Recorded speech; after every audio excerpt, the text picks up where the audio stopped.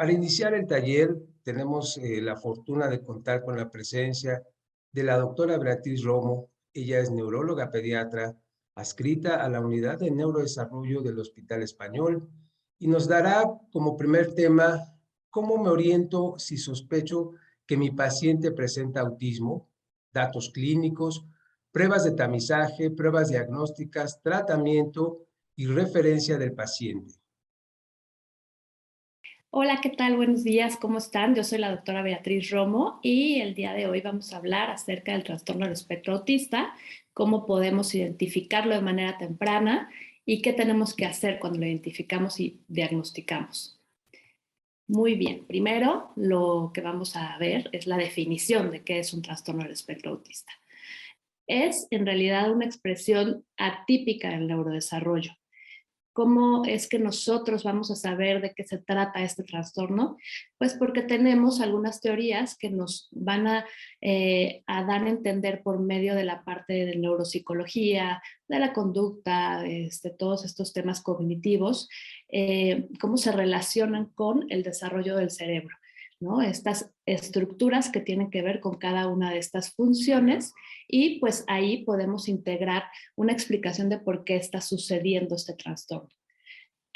Es evidente que pues no tenemos una causa real que todos podamos conocer de por qué sucede el trastorno del espectro autista, pero sabemos que es una interacción entre diferentes factores, ¿no? Uno es la genética, el desarrollo del cerebro, la cognición, el ambiente y la conducta. ¿Qué rasgos tiene un paciente que está dentro del espectro autista? Bueno, son, digamos que algunas alteraciones en la interacción social, en la comunicación social recíproca, y hay una serie de conductas repetitivas, así como intereses restringidos y actividades también repetitivas que van a presentar. Bueno, evidentemente también tenemos que cómo se va a presentar este problema, este desarrollo anormal, pues es asociado a una heterogeneidad, ¿no? Es muy diferente un pequeñito con autismo a otro pequeñito con autismo. Tienen diferentes niveles de funcionamiento, ¿no? Por eso le llamamos espectro. Evidentemente puede ser que tengan más alteración a nivel de comunicación social, o más alteración a nivel de las conductas repetitivas. Y aquí, pues el diagnóstico se complica un poquito porque tenemos que saber mucho acerca del desarrollo de estas diferentes funciones. Por otro lado, es importante saber que se va a empezar a observar conductas en los primeros 3 años de vida.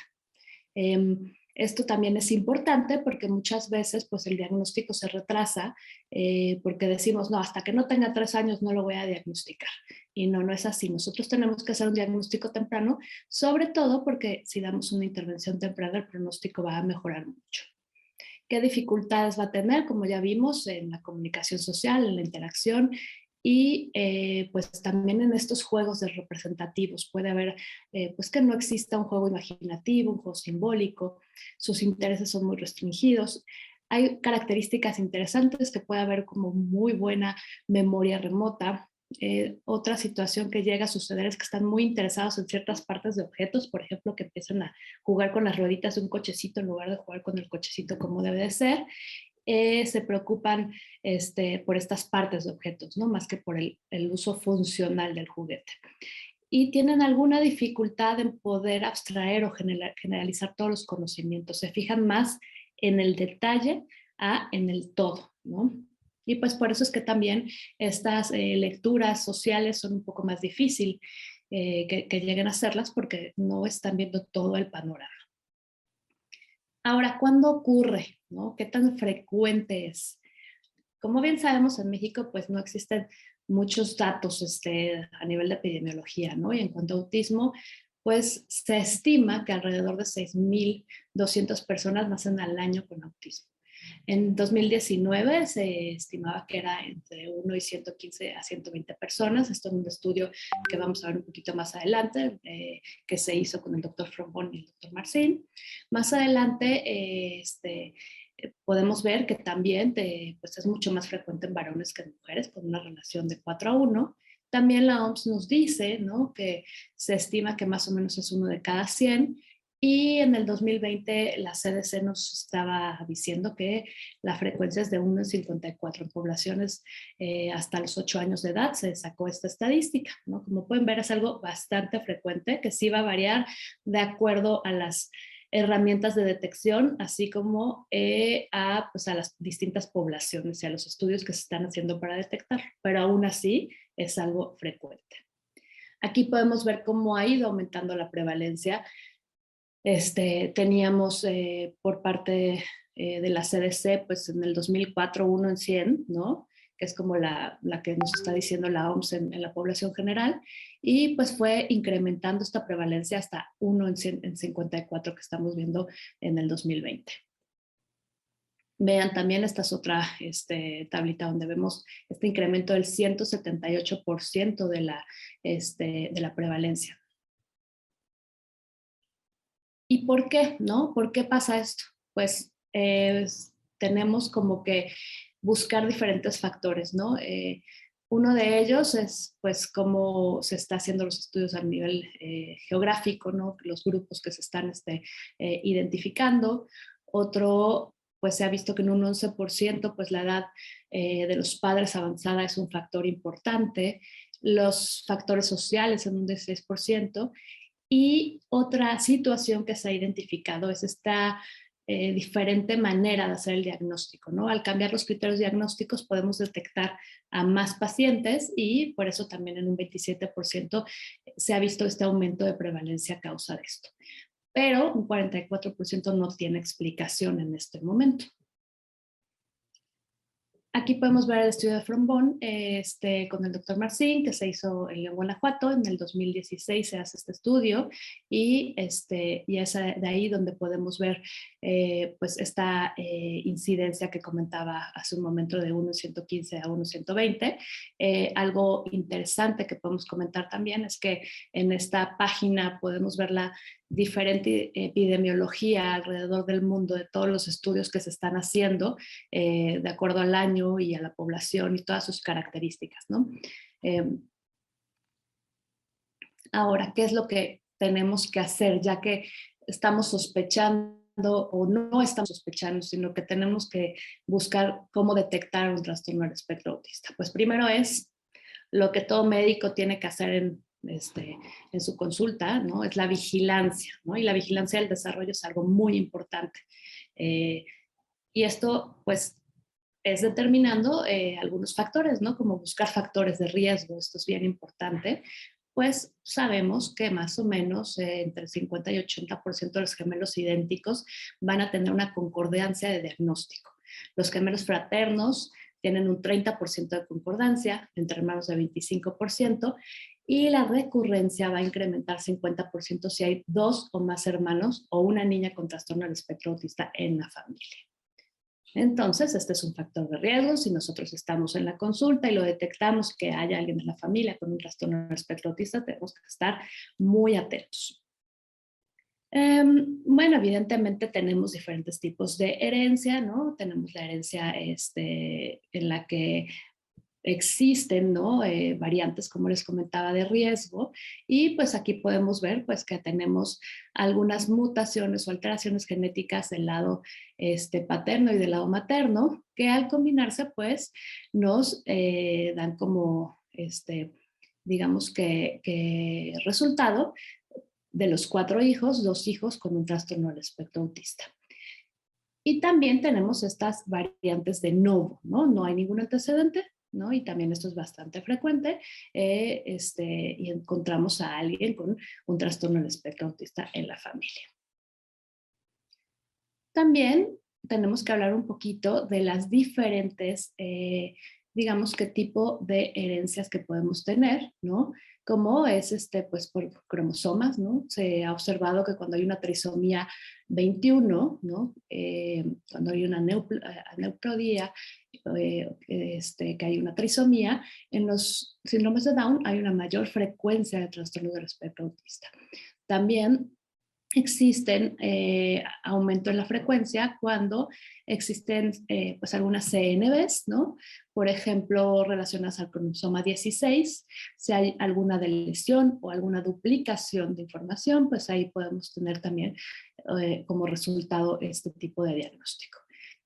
La expansión de trinucleótidos también es otro, digamos que frecuencia, que aumenta la frecuencia diagnóstica cuando hay un X frágil, por ejemplo, es muy frecuente, es una de las causas más frecuentes de retraso en el desarrollo en varones, ¿no? Es la causa más frecuente en ese caso y pues se asocia a trastorno del espectro autista.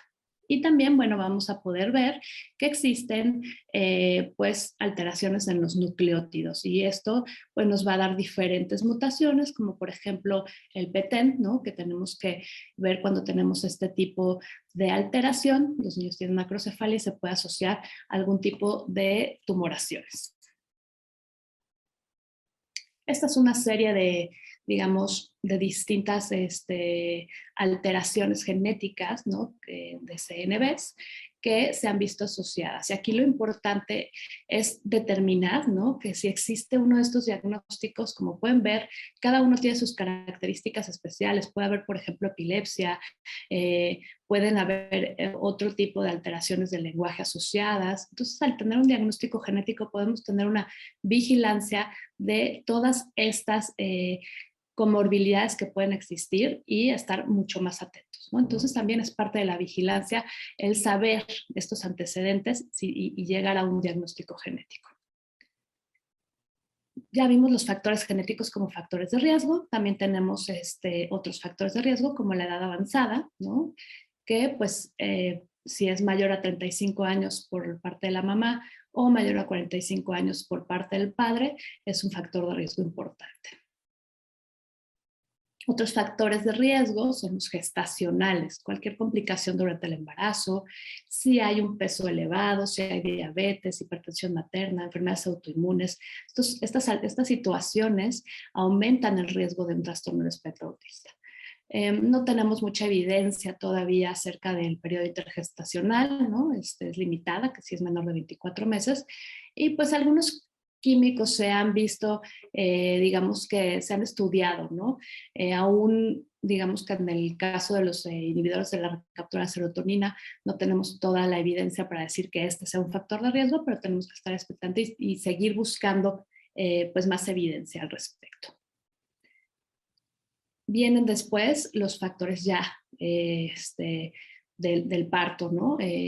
Cuando de la culminación del embarazo, ¿no? Cuando hay un pretérmino de menor de 32 semanas, existe un peso bajo, abajo de 1,500, o un peso elevado también es un factor de riesgo importante. Todo esto, cuando nosotros estamos dentro de la vigilancia, tenemos que ponerle especial atención. Las complicaciones del parto también van a dar alteraciones y pudiera haber algún factor por la contaminación ambiental y el estrés, que también ahí tenemos que buscar más evidencia al respecto.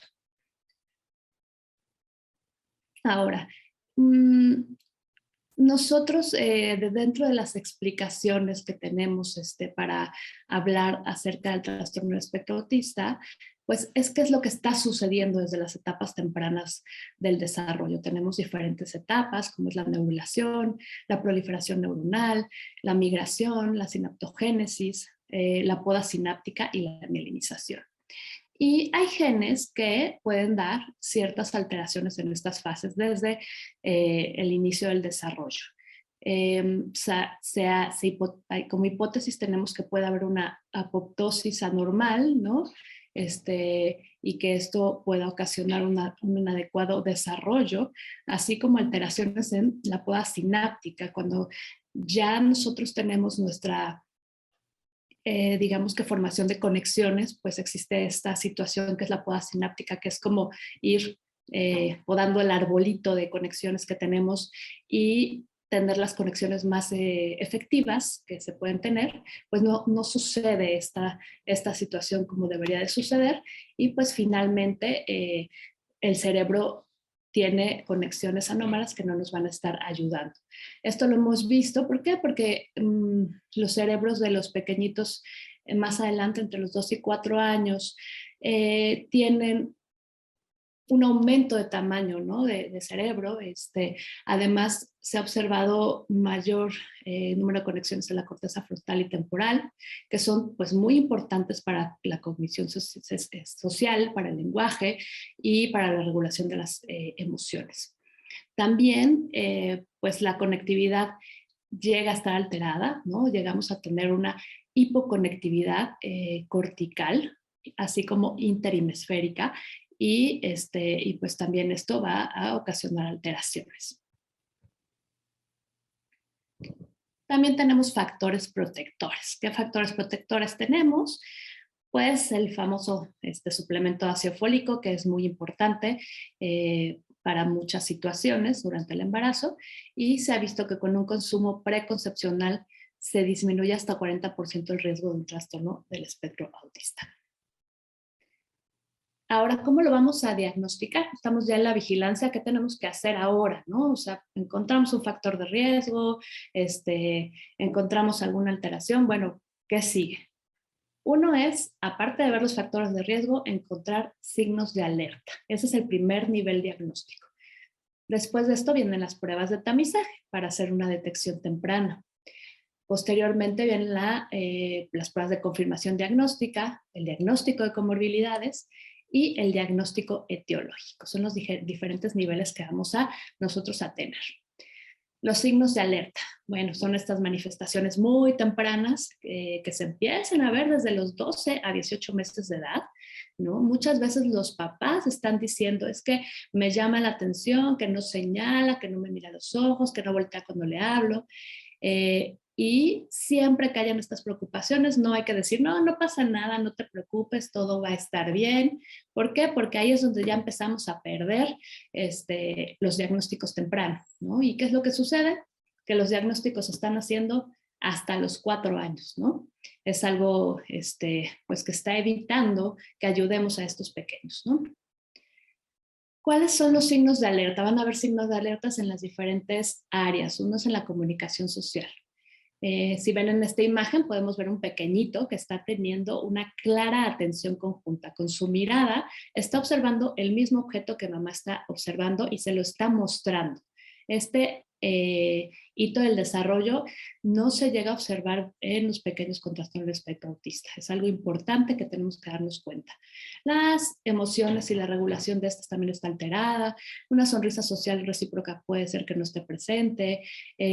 Compartir la alegría, el interés social también está ausente.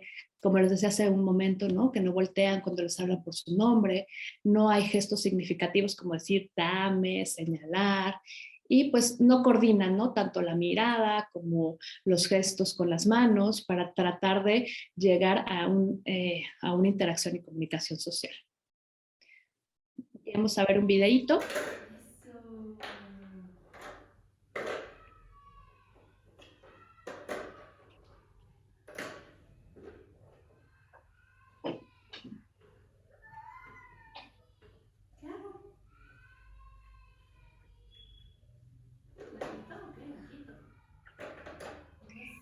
Y bueno, como pueden ver, el pequeño, yo estoy obstruyendo, ¿no? Para que no pueda seguir metiendo los cubos, y lo que hace es quitar mi mano, no me voltea a ver, no hay una vocalización de qué onda, quítate, nada, o sea, simple y sencillamente quita el objeto que le está estorbando, y bueno, ese es un dato importante de alteración de la comunicación.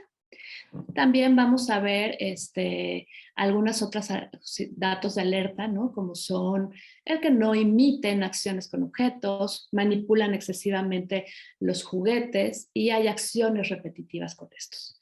Aquí podemos ver al mismo pequeño y fíjense cómo juega.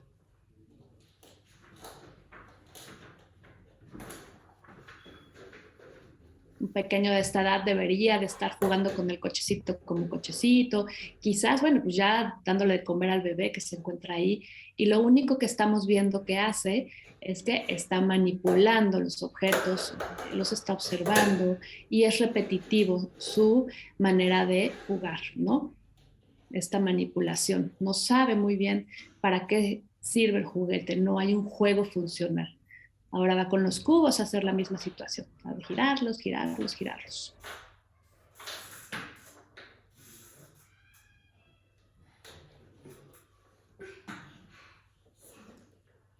Y bueno, también podemos observar aquí su mamá se encuentra, no la pueden ver ustedes, pero está ahí en el salón igual que yo y pues realmente no está buscando tampoco interactuar con ella o conmigo, mostrar los juguetes, buscar, voltear a ver, ¿no? Algo que le llame la atención. Tampoco estamos observando ese tipo de conductas. Aquí vamos a ver a una pequeñita, eh, que pues la idea es ver cómo es su juego imaginativo. ¿Qué tienes el cochinito? Vamos a bañarlo. Mira, tienes aquí para darle de comer. ¿Qué vas a hacer con él? Ojos. ¿Los ojos? ¿Quieres abrirlos? ¿Está dormido? Mételo a la bañera, vamos a- con tu bañera. Uy. Mira, vamos a bañar. Sentado, espérate. Aquí, mira. Ve. Shh. Le voy a lavar el pelo. Mira. Shh.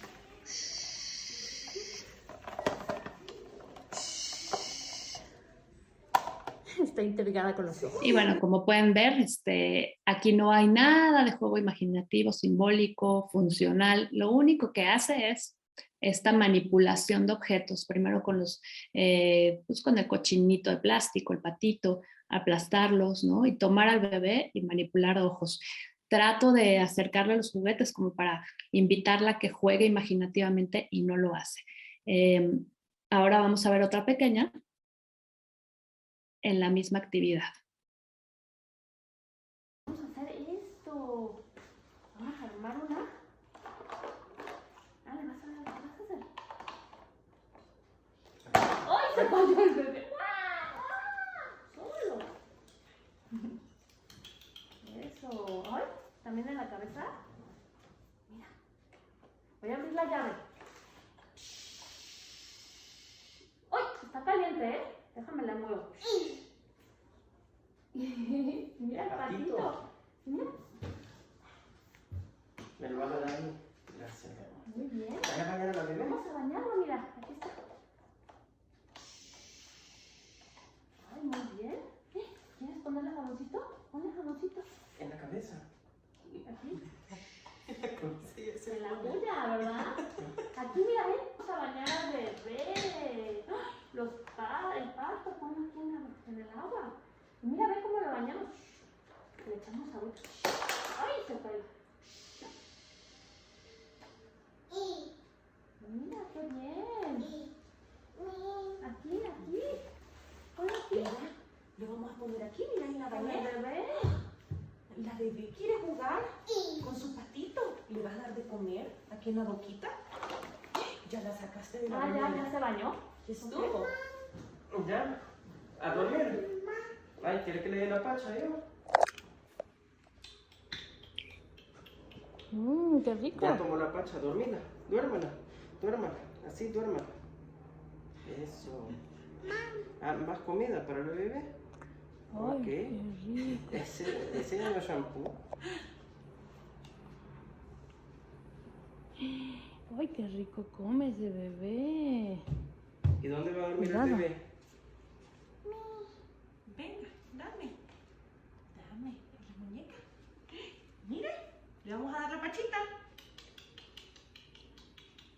¿Y cómo le hacemos a la bebé? ¿Cómo le hacemos? Arrurru. Le está escuchando el corazón. Pero para eso necesitamos el equipo. Ah, mira, nada más. Bueno, como pueden ver, esta pequeñita nos está mostrando muchas cosas, ¿no? Una de ellas es este juego imaginativo. Primero le da de comer ella espontáneamente al bebé. Hay imitación, cuando yo le pongo jabón en la cabecita, ella después se hace como que se lo pone junto con la botecito de shampoo y también lo hace con la mamila. Muestra a los papás lo que está haciendo, comparte, los busca, les lleva, señala. E incluso ahí está, pues, representación simbólica, hace como que está escuchando el corazón. Entonces, vemos cómo con todos estos, los mismos digamos que juguetes que la pequeñita anterior.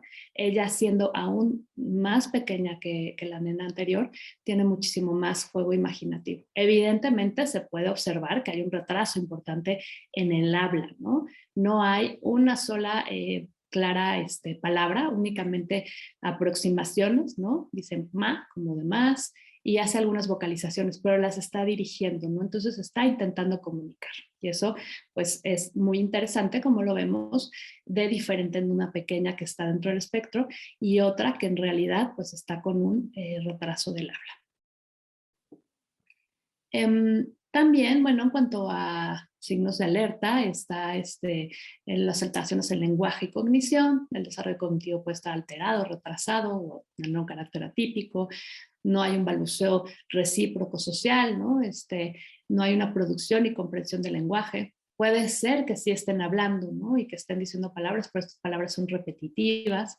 Y su tono de voz también va a estar alterado. Más adelante vamos a ver un pequeño con estas alteraciones en su manera de hablar, un poquito más grande, lo vamos a ver ya en la parte de diagnóstico.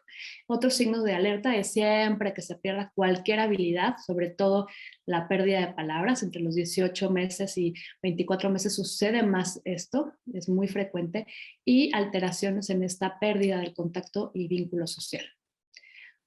También, pues, alteraciones en la función visual, ¿no? Tienen una persecución visual atípica o fijan la mirada, puede ser que estén fijando la mirada hacia la luz, que se vean como de reojo las cosas, ¿no? Que las inspeccionen visualmente, una hipo o hiperreactividad a los sonidos, ¿no? O algún estímulo sensorial, a lo mejor no sienten tan fuerte cuando se golpean, o al revés, no les gusta que los toquen, ¿no? Su nivel de actividad también va a estar algo afectado, puede ser que esté con un bajo nivel de actividad o que tenga un retraso en su motricidad gruesa y fina o solo la fina, y estas conductas repetitivas, posturas atípicas y movimientos repetitivos. Alteraciones también en sueño, comida y atención. Siempre tenemos que preguntar acerca de esto cuando vemos un pequeño con una alteración en el desarrollo. Después viene el tamizaje. Y del tamizaje, pues tenemos que elegir la mejor herramienta. Las herramientas tienen que ser confiables, es decir, que se puedan reproducir los resultados, tienen que ser válidas, que nos puedan identificar el grupo de riesgo moderado alto al grupo de riesgo bajo, una sensibilidad adecuada, que es esta exactitud para identificar los falsos positivos. También la especificidad, que es esta exactitud para identificar los falsos negativos, un buen valor predictivo positivo y negativo, ¿no? Y que la tasa de prevalencia pues es el número de niños en la población que tiene el trastorno. La validez es buena cuando es a partir de 89%, aceptable entre 70 y 79% y excelente de 90 a 100. Tenemos que ver que estas pruebas de tamizaje tengan una validez al menos aceptable, de preferencia buena o excelente, ¿no? Para que podamos detectar el mayor número de pequeños. La Academia Americana de Pediatría, ¿qué nos dice? Que si hay un factor de riesgo, tenemos que sí o sí pasar en ese momento un tamizaje. ¿Y qué factores de riesgo? Como ya hablamos, pues los hermanos con trastorno del espectro autista. Otro, las preocupaciones paternas o de algún otro cuidador. A veces son las escuelas, las guarderías, las que nos están diciendo que algo sucede. O la preocupación del pediatra. Y siempre que se visite al pediatra o al personal de salud, se debería de estar haciendo un tamizaje a los 18 y a los 24 meses, porque es el periodo donde pueden empezar a mostrar signos. ¿Qué pruebas son las más indicadas? Bueno, pues se ha visto que existen diferentes como el MChat, el chat, que todavía no es la versión modificada, algunas otras como la que tiene que ver con la atención conjunta, que es el JOBS, y pues muy buena sensibilidad y especificidad es la que se observa con el MChat. Entonces es muy recomendable que la realicemos esta prueba entre los 18 y 20 meses. Va a ser confiable en menores de 3 años. Es lo ideal que lo hagamos en pequeñitos, no ya más grandes, porque ya ahí puede ser que no detectemos a tantos. Son 23 preguntas las que tiene y tiene 2 cuestionarios. Uno que es el primero y el otro es que es el de seguimiento. Solo son preguntas, ya no es observación como era previamente, y lo va a dividir en 3 riesgos. El riesgo bajo, cuando da un puntaje de 0 a 2. Cuando hay riesgo bajo, si es menor a 2 años, hay que repetirlo a los 2 años y no se tiene que dar ninguna otra medida extra, ¿no? Más que la vigilancia normal que damos a los niños. Si tiene entre 3 y 7, se tiene que hacer el cuestionario de seguimiento para obtener una información adicional acerca de las respuestas, ¿no? Que estamos viendo de riesgo, ¿no? Este cuestionario de seguimiento es un poquito más detallado. Y finalmente, bueno, pues cuando vemos que el de seguimiento tiene 2 o más puntos o aquí lo que ya sigue es hacer una evaluación diagnóstica y determinar que ya demos una atención temprana. Y cuando la puntuación es bajita, pues ahí sí tenemos que solo vigilancia. Ya cuando es riesgo alto, no perdamos el tiempo. Ahí sí ya nos vamos directo a hacer diagnóstico y determinar esta necesidad de intervención temprana. No vale la pena que perdamos nada de tiempo. Obviamente también hay tamizajes para pacientes más grandes, ¿no? Tenemos el SSQ, ¿no? Que es para niños de una edad mental arriba de 2 años, ¿no? Niños de 4 años puede ser. Una SRS, que es de 2 a 5 años. Tenemos para niños ya entre 4 y 11 años, que es el CAST. El ASSQ de 7 a 16 años. El AQ que tiene 2, ¿no? Para niños pequeños de 4 a 11 y de 10 a 16. Y para adultos también, ¿no? El RATS y el AQ. Aquí se recomienda, ¿no? Utilizar las pruebas de ASC y de CAST, ¿no? Tienen muy buena sensibilidad y especificidad. Y bueno, pues aquí podemos ver estudios donde nos muestran esta buena calidad de los estudios. La que no está mostrando tanta buena especificidad y sensibilidad es el ABC. Y bueno, pues es lo que tenemos de información. Aquí, ¿cuándo lo vamos a hacer? Bueno, pues evidentemente si hay alguna situación que nos haga pensar o alguna preocupación, como les decía, incluso el mismo paciente, a lo mejor ya siendo adulto, está dando datos, pues tenemos que pasar un tamizaje para ver qué hacer y pues determinando el riesgo son las medidas que vamos a tomar. Todo este tipo de cuestionarios de tamizaje los podemos encontrar en internet. Es muy sencillo, son rápidos de hacer, unos 15 minutos, 20 minutos a lo mucho, y hay unos que son un poquito más largos. En una página de espectro autista, ahí vienen varios tests, ¿no? Y vale la pena que sí lo tengamos a la mano, ¿no? Y bueno, para adultos, el AQ tiene muy buena sensibilidad y especificidad. Ahora, ¿qué vamos a hacer? El diagnóstico, ¿no? Hay que diagnosticar tanto las comorbilidades como pues la presencia de un trastorno de espectro autista. En el 2012, Tony Sharman, ¿no? Decía que pues en el 2002, ¿no? No se podía hablar de signos tempranos de autismo, ¿no? Antes de a los 12 meses de edad, ¿no? Y pues intervenir, pues era así como no manches, esto no se debe de hacer, ¿no?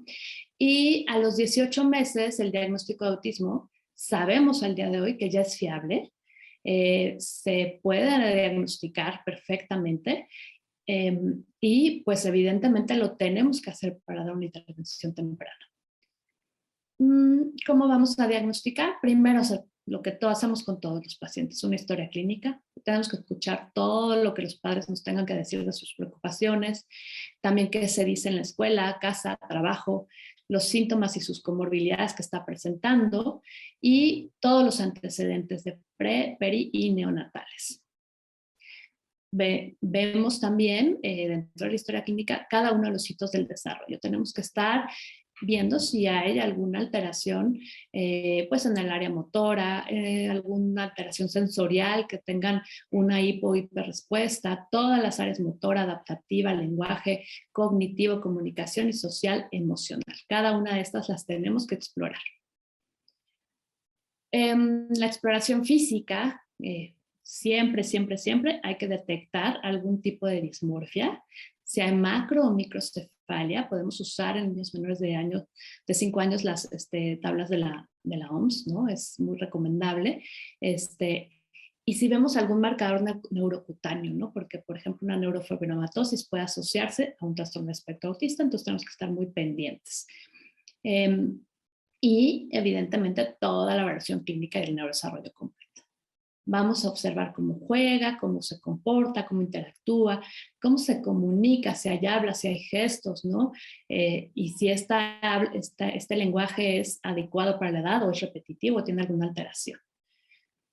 Y al ver el perfil de neurodesarrollo que vamos a encontrar, tenemos que estar seguros si tiene un retraso y si el retraso es homogéneo o heterogéneo, ¿no?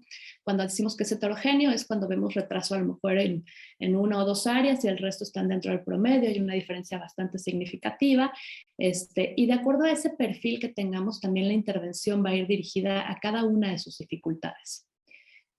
El diagnóstico es multiaxial, vamos a ver pues la severidad, si hay discapacidad cognitiva, si hay problemas de lenguaje, factores asociados genéticos, ambientales, algún otro trastorno del desarrollo asociado, un déficit de atención o algún problema de depresión, ansiedad o problemas conductuales.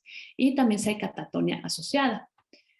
Ya después, bueno, vamos a ver las pruebas diagnósticas, ¿no? Para hacer el diagnóstico tenemos dos modalidades que son la entrevista y la observación. De la entrevista, pues de las que, digamos, se utilizan son el ADR, que es una entrevista de 93 preguntas. También tenemos DISCO y tenemos 3DI.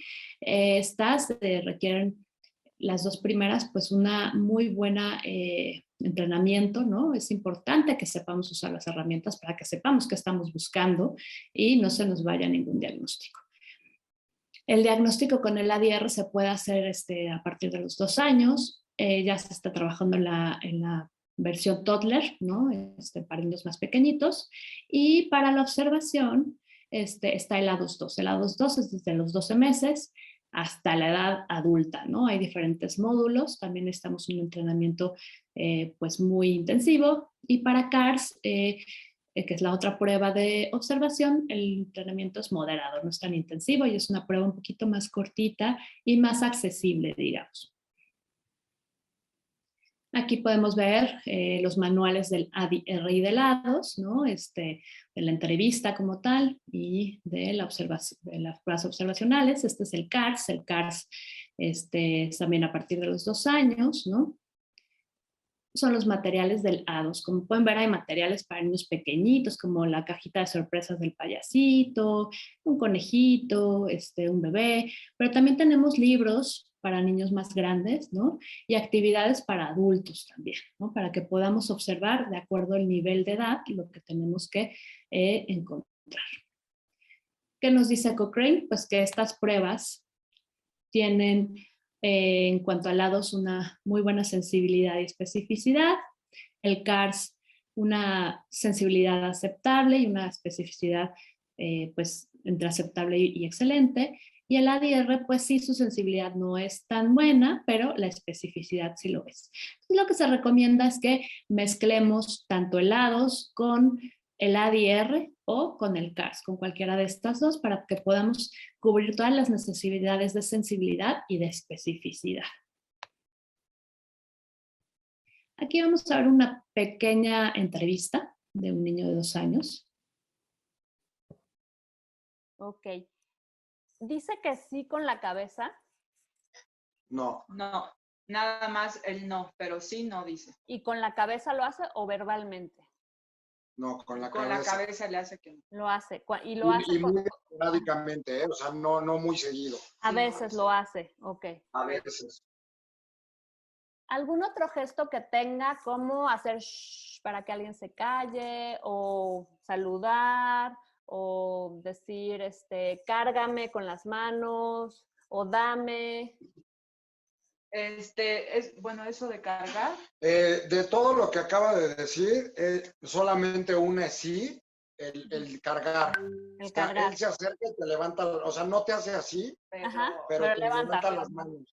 Y bueno, como pueden ver aquí, es un niño que estamos viendo que aparte de todo, pues todo lo que son los gestos descriptivos para un niño de 2 años, 9 meses, que pues decir adiós, mandar besitos, todo esto no lo hace, ¿no? Sí, el elevar las manos, como dicen, no lo hace de la mejor calidad de decir cárgame, sino luego nada más las estira, ¿no? Porque sabe que así lo van a cargar, pero de ahí en fuera no hay más gestos comunicativos, que es muy importante, ¿no? Aquí hay otra entrevista para una pequeñita de 3 años. Aquí lo que vamos a poner mucha atención es cómo desde muy pequeña estaba mostrando datos.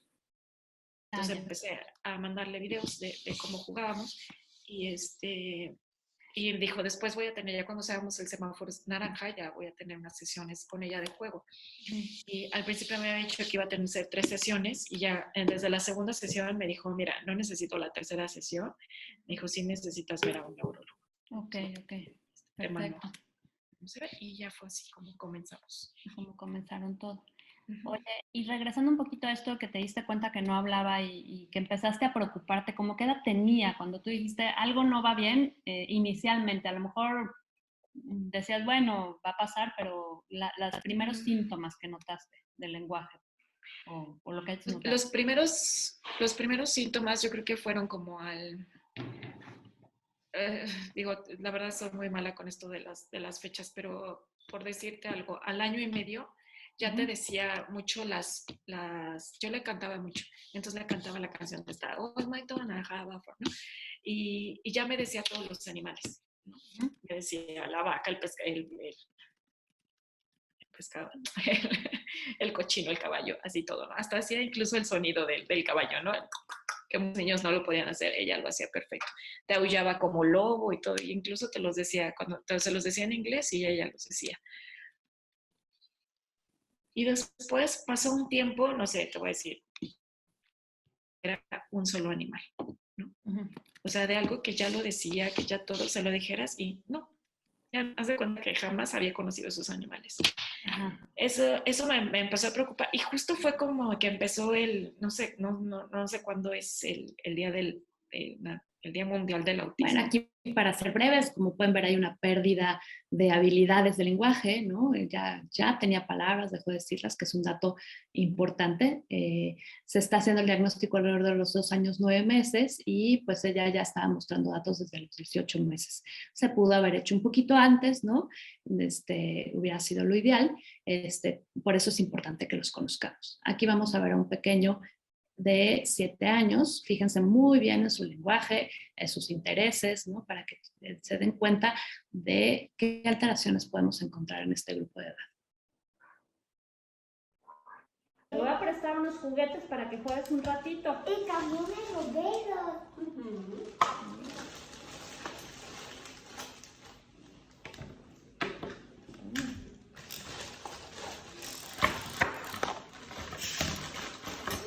Mira, mamá, es un carrito de bomberos.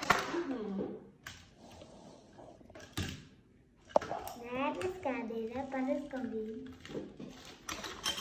Cadera, mamá. ¿Y qué vas a hacer con todos estos muñecos? Mira, en la parte del camión tienes a estos superhéroes. Y es un camión de bomberos. Y mira. ¿Viste todo lo que tienes? Tienes muchas cosas, un perrito, una familia. Mamá, el camión de bomberos rojo. Bueno, como pueden ver, solo le interesaba el camión de bomberos rojo y era lo único que decía. Y su forma de hablar también tiene algo peculiar, ¿no? Llama la atención. Otra cosa es la evaluación diagnóstica de comorbilidades. El 70% van a tener alguna comorbilidad. Tenemos desde trastornos del desarrollo como discapacidad intelectual, TDA, trastorno del lenguaje, tics, Tourette. Y después tenemos algunas otras enfermedades como epilepsia, disfunción inmune, síndromes genéticos, problemas gastrointestinales, ¿no? Desde estreñimiento crónico, dolor abdominal y trastornos del sueño. El trastorno del sueño muchas veces vale la pena tratarlo con melatonina, ¿no? Pero es algo frecuente, hasta el 80% de los casos tiene. También hay trastornos psiquiátricos como ansiedad, depresión, trastorno obsesivo compulsivo, abuso de sustancias, trastorno oposicionista desafiante, trastornos de alimentación y trastornos psicóticos. Cada una de estas comorbilidades se tiene que tratar, ya sea con terapia, con medicamentos, con las dos. Tenemos que dar un seguimiento médico adecuado. También vamos a tener trastornos de personalidad que tenemos que tener bien delimitados. El trabajo en equipo por eso va a ser muy importante. Y problemas conductuales, ¿no? Muchas veces una de las situaciones es estas conductas agresivas o autolesivas que pueden llegar a tener, que están ocasionando muchos problemas a nivel funcional, ¿no? Y de calidad de vida. Entonces, es muy importante darles ese manejo también, ¿no? Vamos a ver aquí otro A2 de un niño de 8 años. Muy bien, vamos a empezar. Te voy a pasar estas fichas, tú me las vas a ir pidiendo. Cuando quieras una, me la pides, ¿ok? Vas a armar este rompecabezas. Otra, por favor. Claro que sí. Voy al baño tantito, ahorita. ¿Puedo? Sí, claro. Más, otra, por favor. Toma. Cuesta luego abrir esa puerta. Más, por favor. Muy bien. Viajé y llegué a Puerto Vallarta. ¿Cómo? Y tomé un avión de México. ¿Ah, sí? ¿Y cómo te fue? Bien. Qué bien, oye. ¿Y te gusta volar? Sí. Muy bien. No me dolió en el avión. No me dolió. ¿Me la pides? ¿Me la ¿Me la das, pides? por favor? Claro que sí.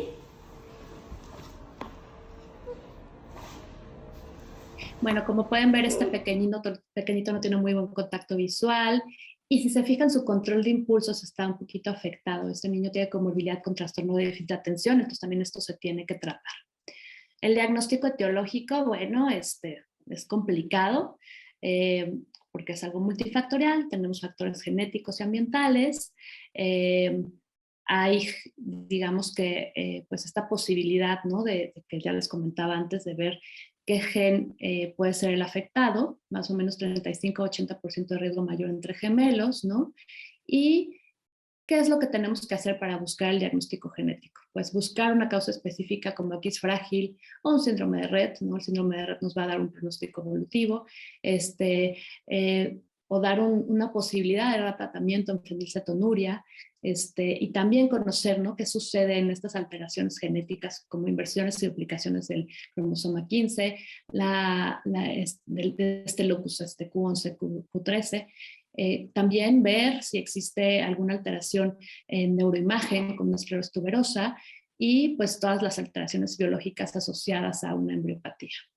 ¿Qué herramientas tenemos? La evaluación clínica, la evaluación genética, la neuroimagen, valoraciones de padecimientos metabólicos y electroencefalogramas. Ya sabemos todo esto que tenemos que hacer con la valoración clínica, ya lo vimos, ¿no?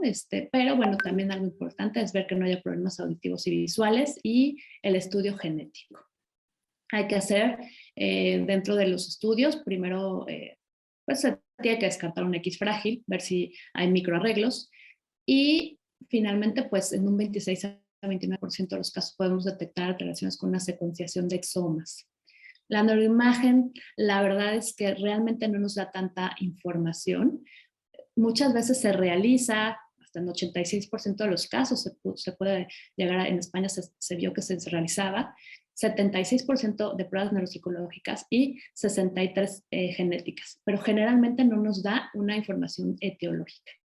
Aquí es más importante hacerlo cuando hay una regresión, cuando hay micro o macrocefalia, crisis epilépticas o algún examen neurológico anormal, ¿no? Las pruebas metabólicas, pues sí, tenemos que hacerlas cuando vemos algo en historia clínica. Se piden niveles de aminoácidos, de ácidos orgánicos y de metabolitos, ¿no? Siempre que hay una regresión atípica, es decir, una regresión después de los 2 años, o que haya alguna regresión motora o múltiples regresiones, vale la pena hacer un diagnóstico metabólico, o si hubo antecedente de muertes en infancia temprana. También cuando hay letargia, cuando hay una epilepsia precoz, afectación multisistémica, una desnutrición que no tiene explicación, pérdida de habilidades motoras y antecedente de cosanguinidad. Cuando hay, evidentemente, también una alteración en la historia familiar, que hubo alguna enfermedad metabólica, hay hipotonía o debilidad, discapacidades auditivas y visuales, rasgos dismórficos. Si hay un retraso motor, pues pedir CPK y TSH, Y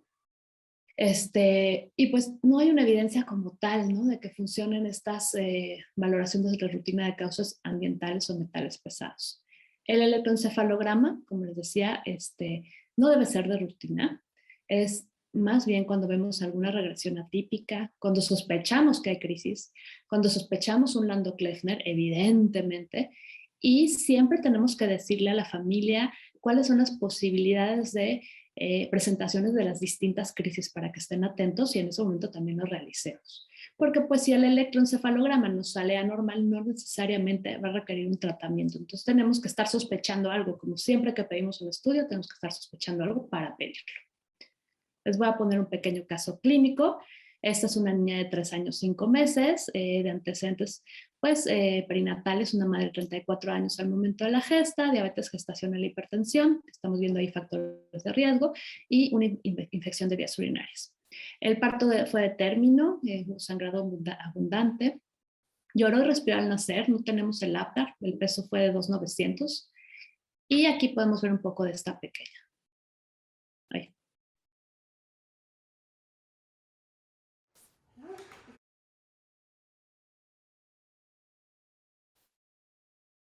Ay, mi niña. De repente dan como ataques, esos como de ansiedad y se pone así. Y después se calma. It's okay. You're fine. You're okay. I know you're not. Yes.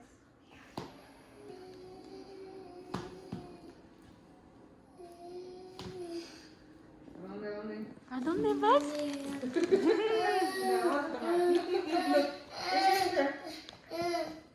Toma. ¿No quieres agua? No. Bueno, esta pequeñita, esta parte de que está dentro del espectro, tiene muchos temas sensoriales. Como pueden ver, sus manitas las tiene protegidas porque se muerde mucho, se pega mucho en los dientes. De repente tiene estas alteraciones sensoriales que no se siente regulada, necesita como contención. Y aquí podemos ver también pues estas conductas repetitivas de balanceo, ¿no? Que están constantes. Están tratando ahí de jugar con ella, el juego imaginativo, y pues no, ignora, ¿no? Y sigue con su balanceo. Aquí se le pone otro juguetito, a ver si logramos que haya juego funcional. Se gira. Ah, se gira.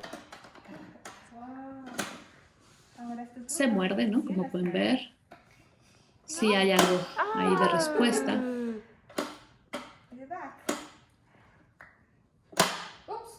Wow. Good job, Siena.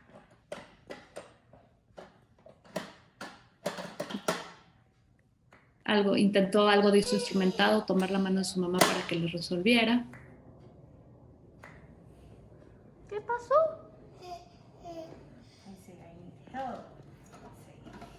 Y bueno, la mamá ya está mostrando algunas estrategias, ¿no? Para ayudar a comunicar con algún gesto. Sí. Siena te habla. Mira, te habla tu tía. No voltea cuando le hablan. Siena. Siena. Siena. Siena. Siena. El uso instrumentado, no va la mano mamá para que le ayude. Explora sensorialmente, produce sonidos repetitivos, se balancea. Y bueno, esta pequeñita es un perfil heterogéneo de desarrollo. La parte cognitiva con un retraso severo, el lenguaje igual, ¿no? Motor está en promedio bajo, social, emocional y general adaptativo está alrededor de un retraso leve, ¿no? Y bueno, esto es un retraso global del desarrollo, heterogéneo. Tiene estas dificultades sensoriales, ¿no? Está en proceso de adquisición de las habilidades sensoriales, con un puntaje de 27. Y pues el ADOS tiene 26 puntos, que pone un nivel elevado de síntomas, que es un nivel 9 de 10, y cuenta con todos los criterios para un trastorno de espectro autista por el ADIR. Se le hizo una valoración genética y en ese resultado se encontró que hay una mutación, una lesión en el cromosoma X que es patogénica.